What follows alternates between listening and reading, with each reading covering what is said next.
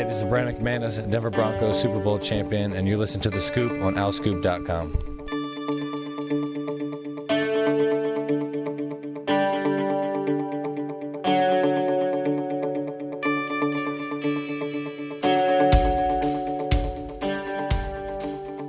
Hi, everybody. Welcome back to The Scoop. We're in Season 6 now, Episode 2. I'm John DiCarlo. My trusted counterparts, Sam Newman, Sam Cohen, are with me again. How you doing, guys? What's going on? Doing good. Trying to get through, 2 weeks of class, 2 weeks of online classes has been repetitive and weird, but other than that, no complaints. And more Zoom for you guys. Yeah. The more Zoom, the better. That's how. On, ready to go to the beach this weekend. So There you go. Where are you going, Sam? going to Ocean City. I was just there a couple weeks ago. Beautiful. Get some sun, low humidity. It's supposed to be a good weekend, right? Yeah. I can use Last weekend to get out there. So I'm gonna offer an unpopular take that I might get roasted for. Oh, no. It's solid pizza, but if there's a long line at Mac and Manco's, it's not worth it. No idea. It's or Manco and Manco's, whatever it's called now. It's probably sacrilegious to say this to the Ocean City community, but I wouldn't wait in long lines for anything right now, but I can't say I would know, but I'll bring it up to my roommate and I'll let you know if what he thinks of your take. Well, where's this place? Where in Ocean City? Do you know where you're staying? He lives on 12th Street. Okay, so closer down to like the north end of town. Yeah, you'll love it. It's beautiful. You been there before? Probably when I was younger. The beaches we usually go to are in the south now, so. Yeah. All right. Well, Sam Newman getting away this weekend, taking some time to unplug. I like it. And Cone not getting any sun. You can walk around in the city, you know. You get to live in Boston and grow up in Boston. You've had access to Martha's Vineyard, Cape Cod, Newport. Yeah, I don't feel sorry for you. You've had some nice beaches and nice landscape around you. Not wrong. I'm just kidding, Sam. I'm not going to fight you on that one. Nah. All right. On the Boston Harbor. Yeah. North end of Boston, all the Italian restaurants. It's all there and available for you when you get home again. So we have a lot for you guys this week. Obviously, football is still preparing for their season opener that is currently set for September 26th at Navy. We got some football audio coming your way today.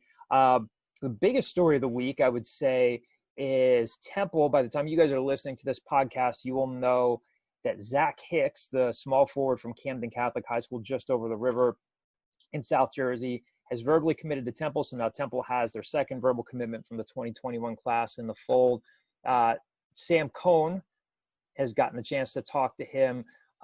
We have the story embargoed right now. Again, we're recording on Friday afternoon. Sam, you just talked to Zach. We don't want you to give away the whole story just yet, but you had a chance to talk to him. Again, by the time you guys are listening to this, Sam's story will be up on the site. Sam, just give us a little bit of a glimpse of your conversation and why he chose Temple, and give us a little bit of insight into his game. Yeah, so biggest thing, he was essentially coming down to Temple versus Richmond. He made his decision on Wednesday, announced Friday. So today, if you listen to today, tomorrow, announced decision Friday to go with Temple. A big part of his decision was, and this is something I've talked to him about before, is he's a really, really strong relationship with assistant coach Chris Clark, and he's had a growing relationship with Aaron McKie. They've been in on him since his sophomore year of high school. And one thing he said to me today that I thought was really interesting was about how he, two things. He had official visits to Temple that he really felt comfortable around the coaches, and he felt more comfortable than on visits like Richmond.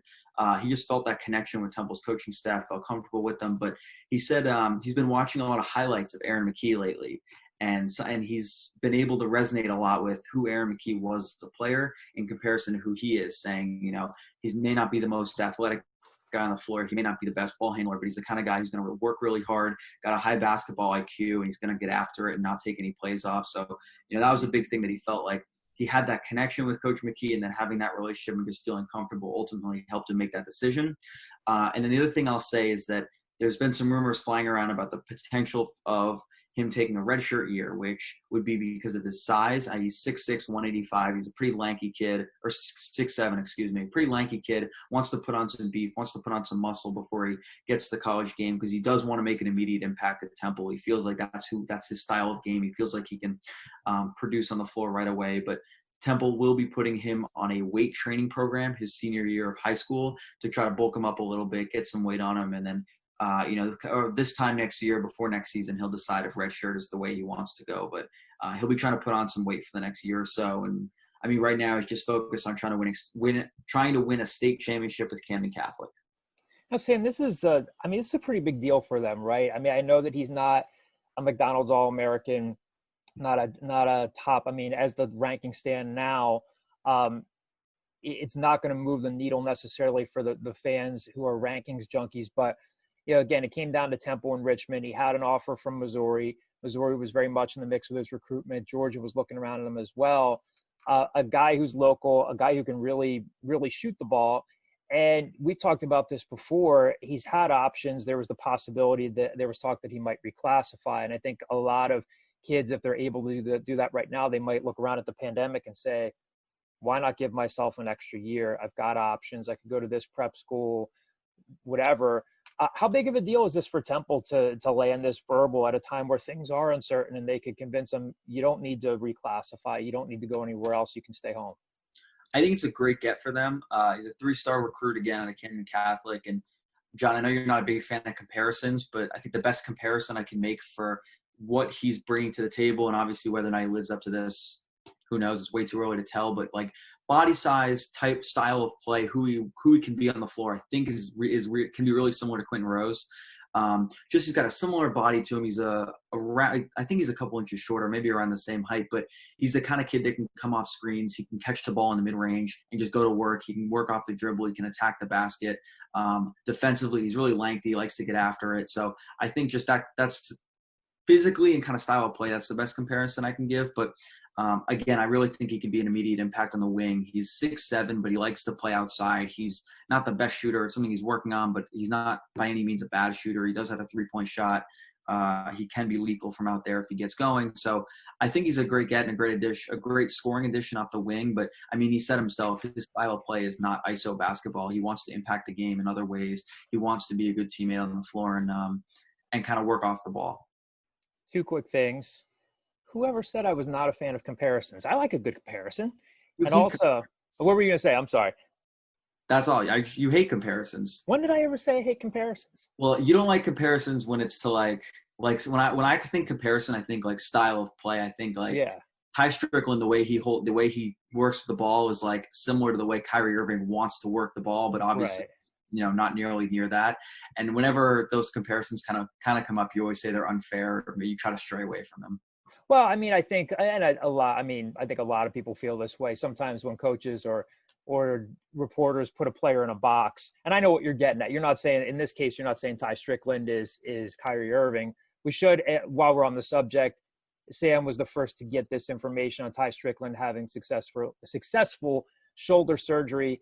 We'll see what the timetable is going to be if the season starts in November versus if the season starts in January. But that's obviously something to keep an eye on, because if the season does start in November and Ty's not ready, now you're looking at maybe a point guard by committee approach with a couple of freshmen like Jeremiah Williams, maybe Jaleel White, or someone else handling the ball. So I'm sure we'll probably touch on that over the next several weeks. But yeah, getting back to the comparison thing, I mean, it's fun. I mean, we like to look ahead. When a recruit comes in, you ask people, who does he remind you of? But Zach, the other thing I'll say too is when you talk about Quentin Rose, if you were to compare him to Q, I think Zach's an immeasurably better shooter than Quentin Rose was when Quentin was coming out of high school in New York. I mean, Q used to bring the ball up from like his hip and move it up and get that slow release off. And obviously he worked on his shot, but Hicks, I think when you watch him now, he's got a good release.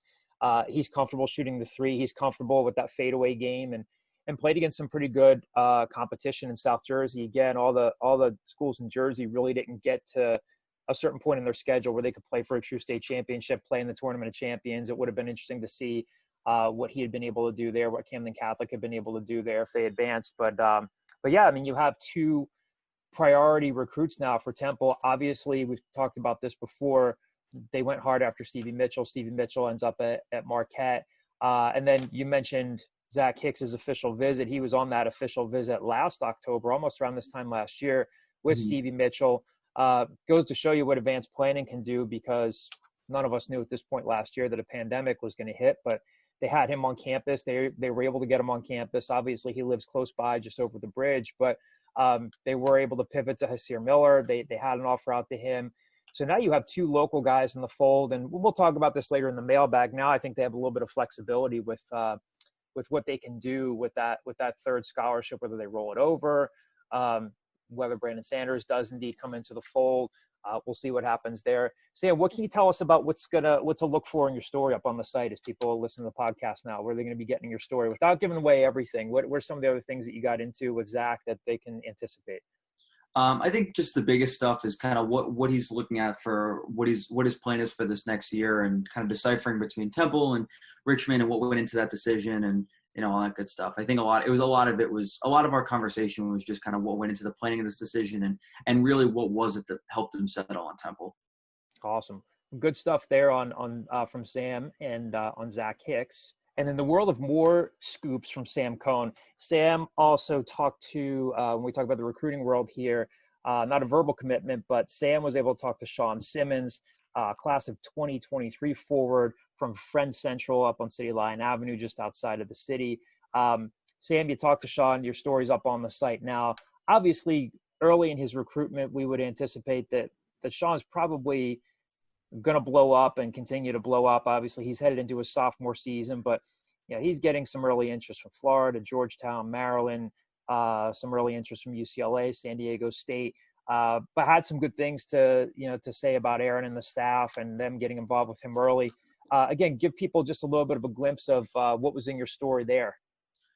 Big thing about Sean Simmons is, I'll say two things. The first being, that's a hometown kid. He said it felt good to get a hometown offer. He has offers from, I think, St. Joe's is the only other Philly school, but he's a West Philly kid. So to get an offer from a school in the city, he was pretty excited about and he felt good about.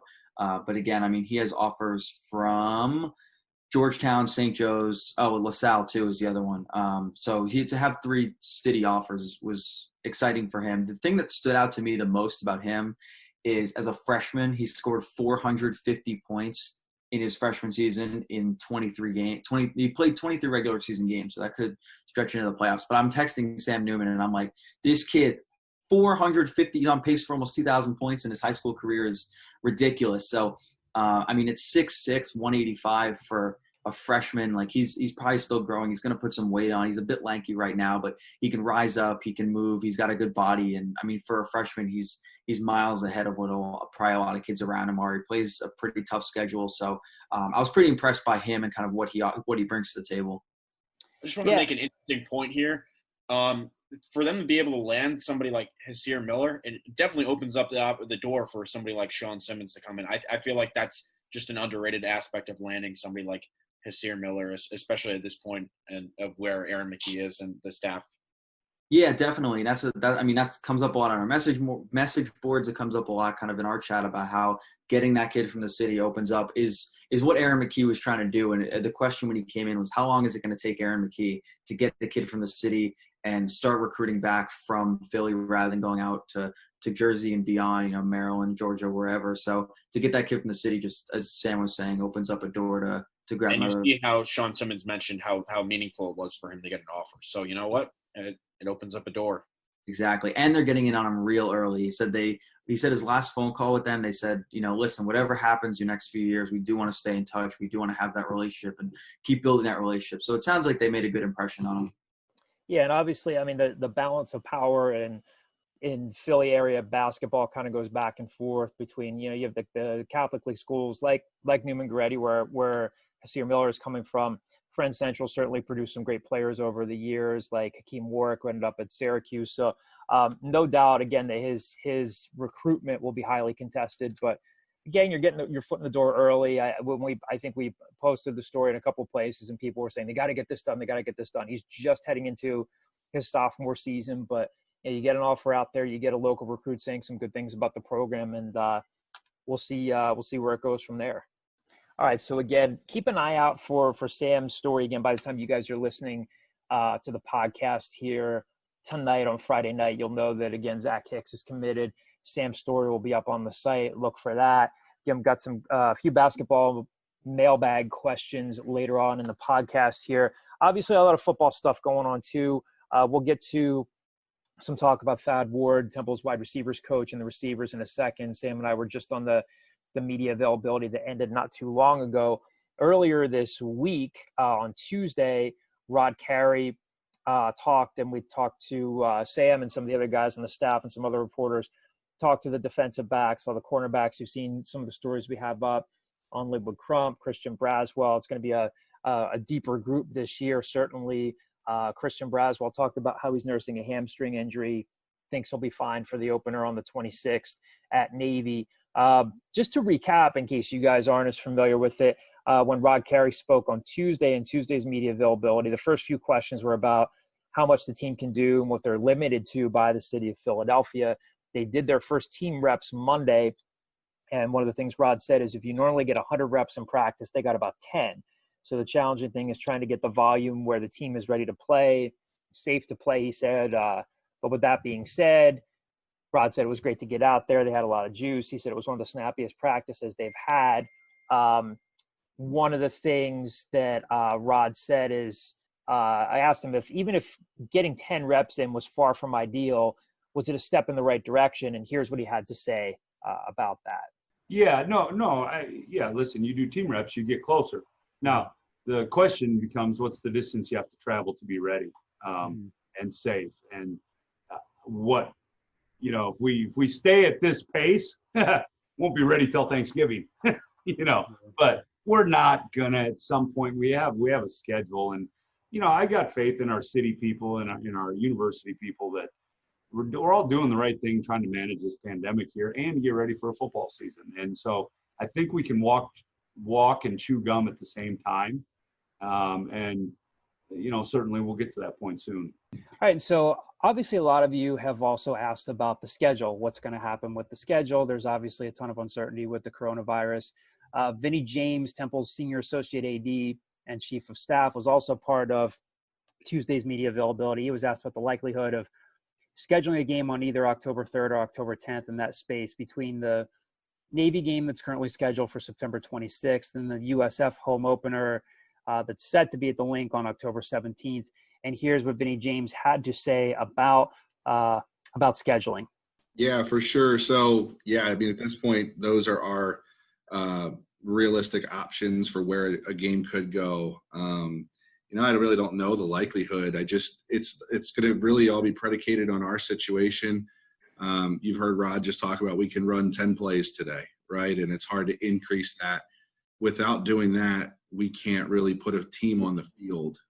So until that changes, we won't really change anything in the schedule, right? So, our sole focus is right now just trying to get to the point where we can practice, and games are going to have to be secondary. So that's kind of our focus in scheduling.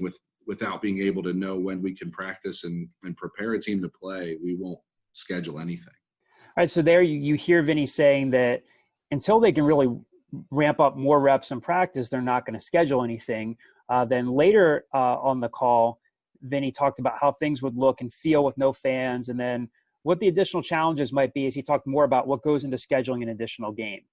It does change the dynamic a bit. I think the most important thing is just finding the right fit for your team, but it definitely changes the dynamic a bit. You want to be able to play in front of your fans, and not being able to do that will change the dynamic. But, to a point where really the most important dynamic we're worried about right now is being able to practice and prepare our guys. And then if that happens and we can schedule a game, we're going to schedule the best opponent we can. There's a lot of people that are in our situation. So we'll schedule the best opponent we can, but we've got to take a lot of things into account. What areas we're going into.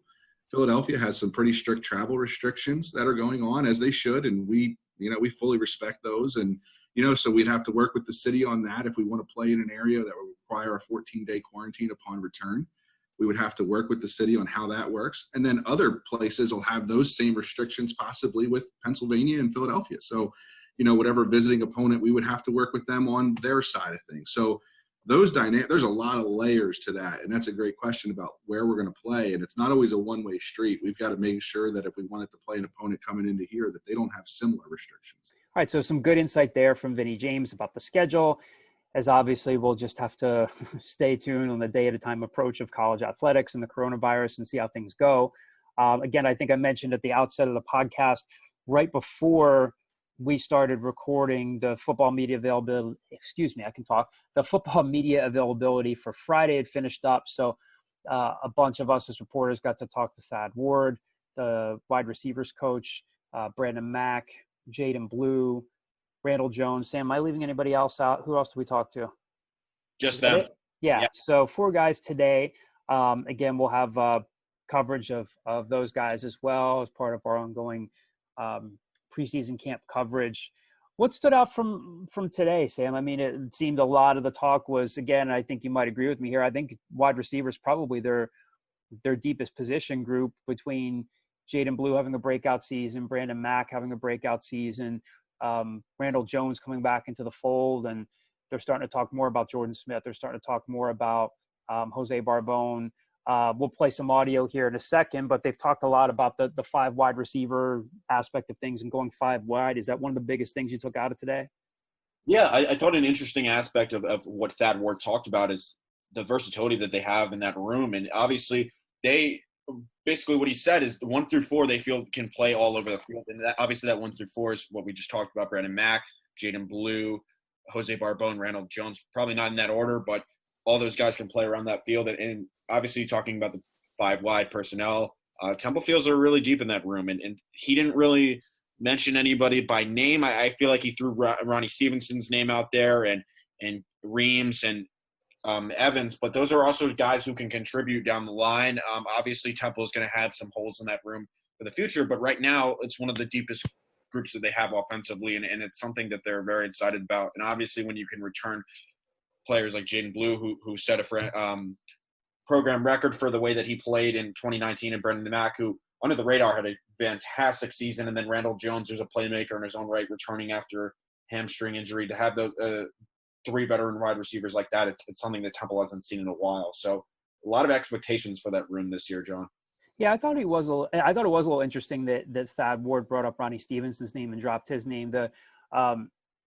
I don't mean to scrutinize it here. I mean, sometimes players, you'll say to them, like, who's standing out? And they might say to you later, oh, I meant to mention that guy the other day, but I didn't. Obviously, again, Barbone comes up, Jordan Smith comes up. Stevenson would be an intriguing possibility. Again, he's still just a redshirt sophomore, but he has that Brandon Mack body type where he's almost like a leaner tight end. I think one of the things that Thad said was, after the quarantine, guys came back and, again, I'm paraphrasing here. He said some of them were either in really good shape and really took advantage of it. Some of them didn't. He said Ronnie Stevenson was a guy who came back in really good shape. Again, I don't know that he's going to be a guy that really contributes a whole lot this season, but if they play this season and Randall Jones and Jaden Blue and Brandon Mack all move along, Ronnie could be part of that next group that picks up the slack. Again, they mentioned Kwesi Evans and some of these other guys. So what you're going to hear here is Thad Ward answering Sam's question, talking about going 5 wide. And then later on, I asked him about Jaden Blue. A lot of you guys are familiar with his story. He kind of left the team, and it was kind of up in the air as to whether or not he was going to come back and play. And obviously he decided to come back and play. He went from playing sparingly to coming back, becoming Temple's first wide receiver to record 1,000 yards receiving in a single season, now has a single digit. So quite a turnaround for him. So here's Thad Ward first talking about going 5 wide, and then later on Thad talking about when I asked him about Jaden Blue, like what changed for him, what forged a connection between this staff and Jaden Blue. Yeah, what goes into that is, from Coach Carey's standpoint, is who's executing plays. Who group is showing up. If we only have 2 receivers, then only 2 receivers are going to play. The more guys we have that can execute and go out and, make plays, then those are the guys that you're going to see more on Saturday. So this is a very player-friendly offense. So if you have 3 or 4 great tight ends, those guys are going to play the most. So that challenged our group. We do have a deep group for some of those young guys to step up and get ready to play. Yeah, so, when you come into a new team, you try to and I'm being as transparent. You come in, I try my best not to, listen to what everybody's saying. I just try to come in with an open mind and kind of see what production shows up. And I think you have to get to know the kids, and they get, like you said, building the trust. You have to get to know each and every one of those guys. And Jaden stepped from the first day I showed up. He stood out. He stood out as a human being. He stood out as a player. He's just an awesome individual, super smart, super talented, and he's still growing. And so I know we're going to see some different things for him. He's very, very motivated. Sometimes when you have guys that have big years like that, they come back sometimes not as motivated, or they've been listening to the outside noise about how great they are. He hasn't. He's very motivated. He's one of the hardest workers that we have, and I just love him to death. So he's gonna do some big things for us this year. Like I said, he's a great kid. All right, so again, just stay tuned to the site. Again, we'll have ongoing coverage of football. There's going to be more media availability next week as preseason camp progresses. We've got a lot of mailbag questions to get to here, football related, basketball related, a lot on people's minds in the Temple sports world, which is a good thing. We'll start with, let's scroll down here to the mailbag. Some football stuff. This first question comes from the screen name Parson Stowe from the message board. As a lover of the power running game of yesteryear, does anyone have an idea of how Onassis is looking? And he's referring to Onassis Neely. So, yeah, Rod Carey actually did bring him up this week on Tuesday when I asked him about how the running back competition looked. Pretty just simple, open-ended question. I didn't ask him specifically about Onassis Neely, and Rod was kind of, cautious in his assessment and saying, listen, we still, and you'll hear this clip in a second. I'll play this clip here to answer this question. But he mentions Onassis Neely by name. So obviously you have Ramon Davis, you have Tavon Ruley, who they scholarship. You'll hear him mention Ed Sadie here, but he does bring up Onassis Neely, and O'Neill's a bigger back at 6 feet, 210 pounds, and played at East Pennsboro High School out in kind of like in the direction of Harrisburg, and was a real good high school back. So he blew out his knee last year. He's back. If he has a chance to contribute this year, again, he could complement, I guess, a smaller guy like Davis, a smaller guy like Sadie. Tavon Ruley's a little bit bigger, but he did bring up Onassis Neely's name. So we'll play this clip for you here really quickly just to answer this question. Yeah, I think our depth is better there. I'm going to tell you what I think, okay, because I don't have any actionable evaluation tools to give you, which I would share if I do. But right now, I think the group is deeper, just because a lot of guys have played with Tavon Ruley. Ed Sadie got some playing time. Kyle Dobbins played on special teams. Mike Mitchell's another year into it. Onassis Neely, really one of the newcomers. I should say newcomers. He's been here a while, but that first spring, about a year and 4 months ago, he blew his knee out. So this is his first time really getting on the field. Sure, I like the depth. As far as where we are as a group, I can't answer that yet. I'll know more as we get practicing more. All right, so a little bit there on Onassis Neely in the running back position from Rod Carey. Next question comes from Rockland Al. When would you expect to be the go or no-go deadline for the Navy game, given the restrictions on practice to date? Great question, Rockland Al. I don't know. I guess it's going to be more hurry up and wait. I think obviously the players and the coaches are hopeful. I mean, earlier in the podcast, we played a clip where Rod Carey had said, hopefully we can walk and chew gum here and safely ramp things up. And he joked around at one point and said, if we continue at this pace, we're not going to be fully ready until Thanksgiving. But I don't know if there's going to be, a drop dead date that they have in mind. Obviously, all of these decisions are made above our pay grades, but we'll see. Hopefully they can play a season. Hopefully they can be ready to play down at Navy on September 26th. The team is continuing to practice, even though the university has paused all but essential in-person classes for the remaining portion of the fall semester. So we'll see what happens. Again, we get media availability. We ask them how things are ramping up. Obviously, you can tell that the players and the coaches want to ramp things up. They're very deferential to the city and saying we want to be safe, we want to be cautious, but we'll have to see what happens. But I would be lying if I said that we knew about any sort of drop dead deadline about that Navy game. Next question, another one from Parson Stone. This shifts to basketball. What about that big guy, Sam? What's going on with him? He's referring to hoops. He's referring to Sam Iamide. I don't know. It's a great question. So if we shift back to basketball here, so again, you have Hasir Miller in the fold from Newman Goretti. You've got your point guard from Philly. You have Zach Hicks in the fold now, your wing forward who can shoot it from just over the river in South Jersey from Camden Catholic High School. We'll talk about Brandon Sanders. There's two more questions along here from Al Worldwide. He's asking about Brandon Sanders. We don't know. Yes, he is verbally committed to Temple. We'll see if he ends up at Temple, if he ends up prepping. What's going on with Sam Iamide? I guess Temple has some flexibility with that third scholarship. You know, if Sanders ends up prepping, then he becomes a 2022 guy, right, guys? Correct. Yeah. So I don't know. I mean, obviously Sam Iamide just got a Kansas offer. That's a big deal in his recruitment. We had always heard that Temple was still in pretty good with him. Memphis was still in pretty good with him. I don't know where things stand. I mean, if I were a betting man, I would say that he probably doesn't end up at Temple, but you know, things could change. I think the staff is in a pretty good, and I want you guys to weigh in on this as well.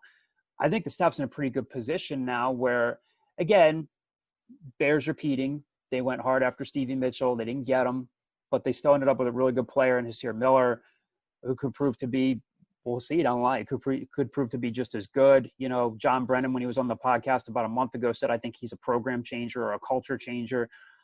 You have two priorities in the fold if you're Aaron McKie and your staff that you wanted to get.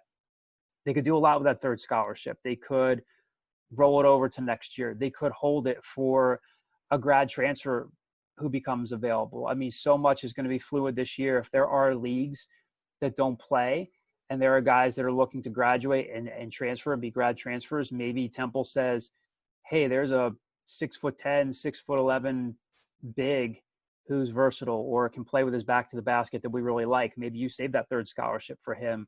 So a lot of it comes into the fold here.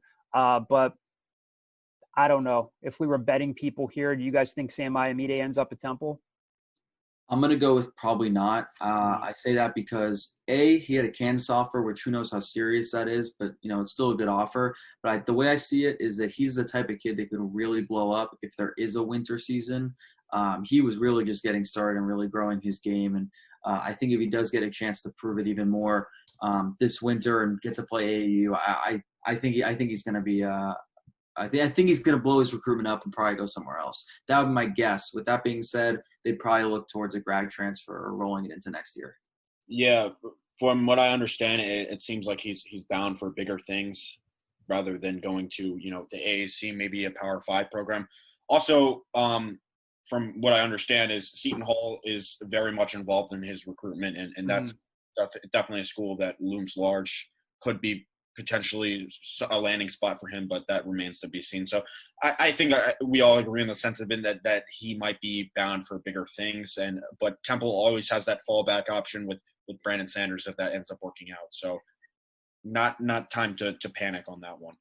Yeah, and if you're Temple, obviously if Sam Iamide is still reaching out to you and saying, and I don't know that he is, but if he says, hey, I still like you guys, yeah, they are in a position where they could be in it until the end if they wanted to, but they're in a better position now, you know, early September. And this is typically even in the course of a normal season, this is when the commitments start picking up. Late August, early September. Again, if we were in the middle of a pandemic, they would start hosting official visits again. They try to get guys on campus during a football game, get them down to the link, get them out in Lot K in the sun, good weather, all that stuff. They can't do that right now. But again, as of September 4th, they have two of their top priorities in the fold, so they have flexibility. Again, if Sam Iamide still says, I'm still really interested in you guys, I would imagine that they would still try to stay involved with them. But as Sam Newman just said there, you're up against Seton Hall. I think they would be some of your biggest competition. Memphis would be some of your biggest competition. Obviously, Kansas is in the fold. I'd be lying to you if I said off the top of my head I know what some of Kansas's other priorities are. But we'll see. Great question. One of those things that will have to evolve. Next question or set of questions come from DBlaze75 from the message board. I have a couple of questions, if I may. Of course you may, DBlaze75. What's your best guess on the start of the basketball season? 1, normal start time. 2, delayed. 3, bubble for out-of-conference tournaments. 4, only conference games allowed. Great question. I know it sounds like a weak answer.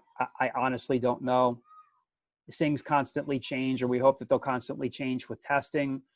What testing looks like now might not be what testing looks like in October or November. If there is the possibility of more rapid testing, if they can be tested more frequently, it'd be wonderful if the season could start in November on time, and maybe they're playing and they're just not playing in front of fans. Obviously, all of this will have to be done safely in the most safe and healthy way. My best guess would be, as of now, if you're asking us on September 4th, and again, guys, feel free to weigh in. If you're asking me on September 4th, my best guess, and it is absolutely nothing more than that, is that the season would start like in January in conference games. But we'll see. Hopefully this world continues to advance, like I said, in the medical world and in the way of testing. And hopefully there's a safe way to start the season in November. But what do you guys think? Well, I would tend to agree with you that January is probably the best start time. And honestly, I don't know what that looks like, but theoretically, if we're talking about conference play, you could always play conference play in a bubble because they do play the conference tournament somewhere specifically, like they played in Texas. So theoretically, if you need to play in a bubble, they could potentially do that, some conference tournament, whatever. I don't really know what that looks like, but I do agree with you that non-conference might be difficult. I mean, I know Temple has a game scheduled to play Virginia and Charlotte in November. Something like, do we really know if that's going to happen? That game looks more up in the air as time goes on. So honestly, you're probably looking for the start time after Christmas, New Year, with maybe some conference games thrown in there before the tournament. This feels like a cop-out answer just because I'm going third.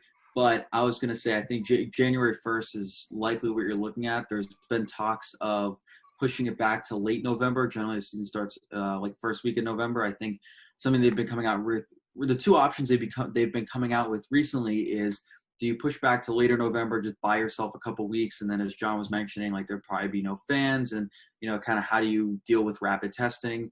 And then there's also been this discussion about putting college basketball into bubbles and conference bubbles. And I think that if I were a betting man, I would say they start January 1st, play a conference schedule, and then put the tournament in a bubble. Both conference tournament and then March Madness in a bubble. That's my guess, because I think you hear the higher ups in the NCAA, in college basketball, NCAA say like, we are having a NCAA tournament. We're having these tournaments. We're going to play something. So that's my best guess based on, what I've seen. And if pro sports goes to show anything, the bubble format is working very effectively right now. So if Temple basketball is sent to a bubble, can I go? Will Owl Scoop pay for me to go to the bubble? We'll see, Sam, as long as it can be done safely. Sam Cohen from inside the bubble. So can we put Sam like in an actual bubble, like the bubble boy from Seinfeld, while he's in the bubble? So like bubbleception. Sam, what do you think? If it puts me in the bubble, I'm game to do whatever. There we go. Good Seinfeld reference. I don't ever want to lose out on a good Seinfeld reference. We always have to get a Seinfeld reference in there. I mean, it's just in my nature how I was raised. That would be tremendous. All right. Next question here comes from, I lost my place. Number 2, DBlaze75, second question. Assuming Temple lands Zach Hicks, what are their next priority recruits? And we kind of already covered that, but it's a good question. Again, if you can stay in the Sam Iamide game, hang around, see what happens. If you see, and again, all these questions kind of collide, if you know that you can push Brandon Sanders to the following year, and if he does prep and that works out, then you have that free scholarship. Again, I think we already covered it, but I think it's your next priority recruit would be just waiting in a good way, waiting on potentially a grad transfer, or maybe you do find a diamond in the rough that becomes your third scholarship for 2021. But you guys want to weigh on this at all again? Yeah, I think we all can come to an agreement that I don't know if we know particular names besides Sam Ayamide, Brandon Sanders, but I mean, it's definitely going to be a big man. It's just something that they have to get. Yeah, that sounds about right. I mean, that's pretty much all you can do right now. If you're not getting Sam Ayamide and you're kind of on the fence about Brandon Sanders, I think you're just playing the waiting game in a good way. Yeah. Again, the next question on the message board comes from Al Worldwide. Is Brandon Sanders likely to make the roster? He looks like the real deal on defense. Again, kind of wait and see. You know, we'll see if he's scheduled to go to a prep school. We'll see. I mean, again, I think this is going to go one of two ways. If it doesn't work out and he ends up somewhere else, that's what happens. But if he ends up going and prepping and it's a good fit, and he keeps his commitment to Temple, and he comes in and he's an immediate shot blocking presence, then Monte Ross and the Temple staff, they look like geniuses for sticking with him. Hard to say at this point. Again, he verbally committed. I think some things still have to fall into place. To say he's likely to make the roster, I have no idea, but you hope for the kid's sake, and you want to, in a world where you want to see people do well, hopefully he goes to prep school and everything goes well for him. And if he ends up at Temple, and you have an immediate shot blocking presence, I think they would love that. I think we just kind of have to wait and see how that goes. Last question here comes from D Thomas 96. Any insight on how the opening of Nate Pierre-Louis scholarship affects recruiting? Same thing. I feel like all these questions are interspersed here, are tied together. So the opening of Nate Pierre-Louis scholarship affecting future recruiting, that's all part of what we're talking about now. There is that third scholarship. So again, it can be hold for a transfer, grabbing somebody else, or just punting it to next year. But that's how it would affect recruiting. So that will do it for this week. Again, big thank you to my trusty partners here, Sam Cohen and Sam Newman. Hopefully you guys enjoyed the insight into the Zach Hicks commitment, all the football audio and the football insight. We'll keep things moving into next week, hoping to have a couple of guests for you in the fold next week to talk some basketball recruiting, the impact of the Zach Hicks commitment. We're hoping to have our good friend Ari Rosenfeld from the Delaware Valley Hoops Report on to talk to us. And thanks for sticking with us. Hopefully you guys are safe, happy, and healthy wherever you are. And we will talk to you soon. Any closing thoughts, guys? Any words of wisdom, food takes, life takes? I know I completely, totally put you on the spot. Yeah, you did. If you guys could see their expressions on Zoom right now, they're looking at me like they want to jump through and kill me. I thought you had a perfect ending right there, and he was like, oh, no, and I just pivoted right out of it. I'm a bad director right now. We talked about how the Celtics lost Game 3 to the Raptors. That tough scene. I didn't watch our group text. Our group text is for Sam. What's that? I put out a wellness check for him after that. Yes, that made me laugh. Our AlScoop group text is always enjoyable. I did not see a minute of that game. I watched probably more hockey last night than I have in the past 6 months. There was plenty of it available in overtime, but there will be a Game 7. This is not a hockey podcast by any means. You but don't have to clean up if you don't want to. What's that? You don't have to relive that. We're not reliving it. Okay. Hey, Sam, you got a team in the playoffs. Life could be worse. That's true. I'm not going to complain. Your team made the right decisions in the draft, swindled the Sixers in a trade, and everyone's suspicions about Danny Ainge were correct. So my team too. What's that? I'm a Nets fan. They swindled the Nets too. That's why they have Jaylen Brown and who they. Best advice you can give: if Danny Ainge is on the other line, hang up the phone. Yep. Yeah, but they didn't. And then they were left with Markelle Fultz. So. Like another New England, all in that same vicinity. Not New England, but Boston sports team. If Bill Belichick calls, also hang up the phone. Yes. Well, Chaim Bloom calls you though. You pick that up because he's going to give you a star player. If who calls? If Chaim Bloom calls you and Red Sox offers, you pick up the phone because he's just going to deal out star players. You have seen a couple World Series, so yeah, we're not going to take up a collection for you. Ebbs and flows to everything. So, all right, guys, thanks again for another great week. We will talk to you all next week.